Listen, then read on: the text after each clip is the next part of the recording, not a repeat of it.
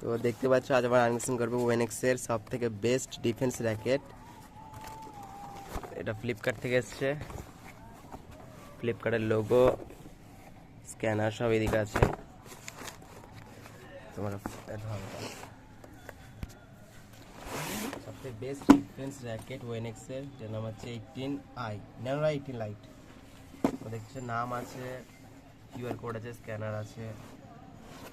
তো ফুল graphite racket এটা। আর এটা টোটাল এমআরপি হচ্ছে